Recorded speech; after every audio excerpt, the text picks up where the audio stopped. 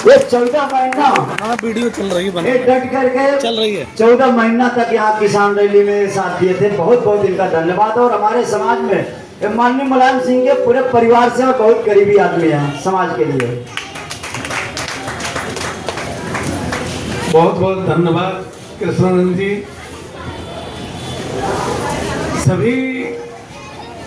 आज सभी आए हुए मानवक जितने भी हमारी बहनें, माताएं, बच्चे, हमारे साथी, युवा साथी और हमारे बुजुर्ग जितने भी आए हुए हैं, उनको सभी को स्वतंत्रता दिवस की हार्दिक शुभकामनाएं, बधाई। भगवान श्री कृष्ण की समय आने वाली कल जन्माष्टमी है, उसके लिए भी एडवांस में सभी आपको बधाई और शुभकामनाएं देते हैं। कृष्णनंद जी ने कहा कि न इधर के न उधर के, ये बात सही है कि न हम पूर्वांचल के हैं न पश्चिम के हैं, हमारा डिस्ट्रिक्ट मैनपुरी पड़ता है। तो हमने इनसे कहा था, मैंने कहा कृष्णानंद जी मैं तो कहीं का भी नहीं हूँ, मुझे उधर वाले कहते हैं तुम पूरब के हो, पूरब वाले कहते हैं कि तुम पश्चिम के हो। तो वही बात कृष्णानंद जी ने आगे बढ़ाई। मैं उनको धन्यवाद देता हूँ कि हर उस मौके पे हमें बुलाते हैं और मैं आता भी हूँ।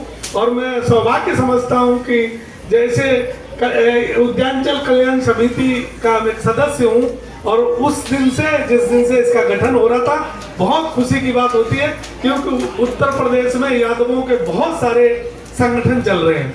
लेकिन मुझे इस बात की खुशी है कि उस संगठन वो सिर्फ राजनीति से कहीं न कहीं प्रभावित होते हैं, कोई न कहीं उसमें आगे जाके लोग अपना मतलब और अपनी कहीं न कहीं महत्वाकांक्षाएं रखते हैं और उसे कहीं न कहीं खत्म करने का काम करते हैं। किसी का फायदा नहीं हुआ तो हमारा भी ना हो, हमारा नहीं हुआ तो उसका भी ना हो।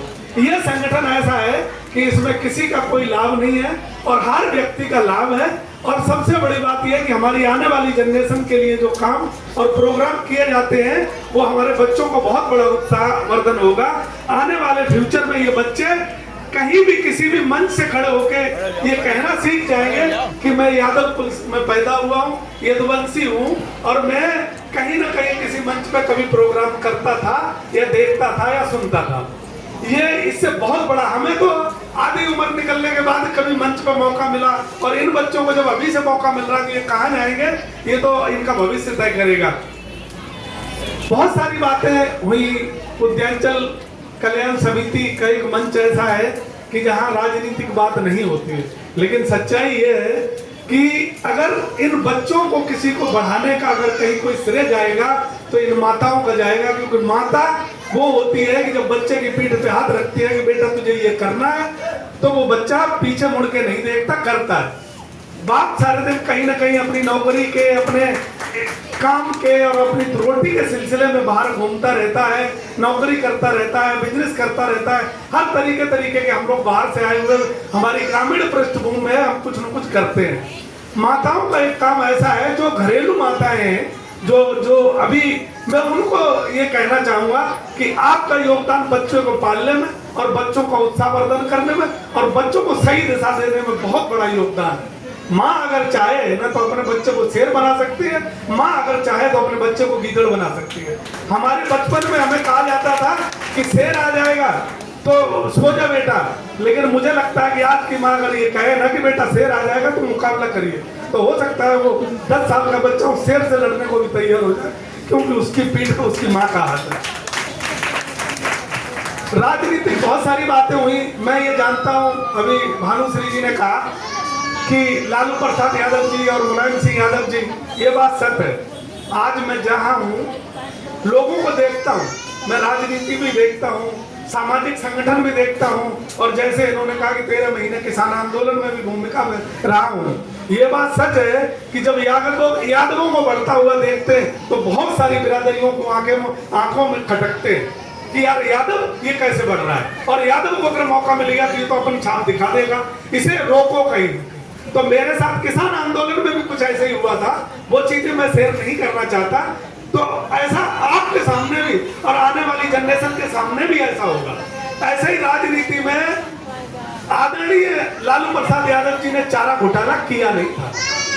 आज मुझे ये मैं जानता हूं और ये विश्वास के साथ कह सकता हूं कि उनको जगन्नाथ मिश्रा जी ने चारा घोटाला में फंसाया था। आय से अधिक संपत्ति में आदरणीय मुलायम सिंह यादव जी को फंसाया गया था। उनके पास 20 साल जांच होने के बाद भी संपत्ति की एक भी कोई ऐसा चीज नहीं निकली जिसमें उनको कोई सजा सुनाई जाती। लास्ट में राजनीतिक मामला था तो दबा दिया गया। अभी भी कहीं आदरणीय अखिलेश यादव जी से अगर पूछा जाता है तो राजनीतिक सवाल नहीं पूछा जाता है, सामाजिक सवाल नहीं पूछा जाता है, प्रदेश की तरक्की और विकास का सवाल नहीं पूछा जाता है। अगर कहीं बात की जाती है तो ये कहा जाता है कि तुम इतने से थे, एक गांव के आदमी थे, सेपई में पले बड़े, तो तुम्हारे पास इतनी संपत्ति कहां थी आ गई। लेकिन जिस आदमी के पास दूसरी जाति का है और उसके साथ 4-4 हेलीकॉप्टर हैं, उनका 15 एकड़ में महल बना है, उन लोगों को अकुत संपत्ति है, उनसे कोई पूछने वाला नहीं है कि आपको कहां से आया है और ये संपत्ति का हमें जो आपका जरिया है वो हमें बता दो। तो ये यादवों को मुसीबत, जब जब आप तरक्की करोगे, जब जब आप विकास के रास्ते पे जाओगे, मुसीबत आपके लिए मोबा के खड़ी होगी और उसी मुसीबत से लड़के हमें अपने में निखार लाना है, समझ लानी है, बुद्धि लानी है और विकास का रास्ता वहीं से हमें मिलता है। इससे मैं कोई दो राय नहीं। इन बच्चों को पढ़ाने के साथ साथ आज मैं कह सकता हूं कि जब हमने बहुत समाज को देख लिया है, राजनीति को देख लिया है, संगठनों को देख लिया है, इन बच्चों को पढ़ाने के साथ साथ सफल इंसान भी बनाओ।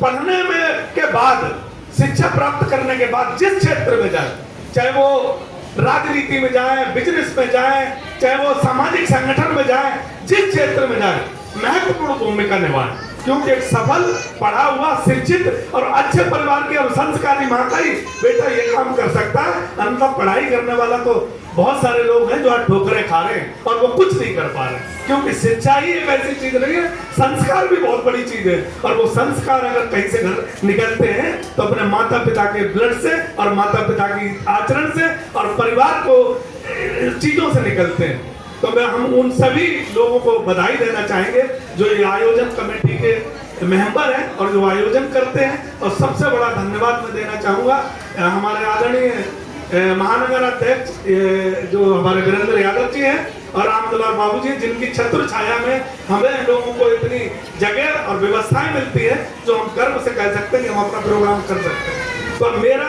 इसी के साथ मैं अपना वाणी को विराम देता हूं कि हम माताओं की जिम्मेदारी है, हमें माताओं को ये बात सोचनी चाहिए कि अपने परिवार में लड़ाई झगड़ों ना करें, अपने हर चीज से समझौता करें, लेकिन ये अपनी औलाद को बहादुर बनाए, अच्छा इंसान बनाए।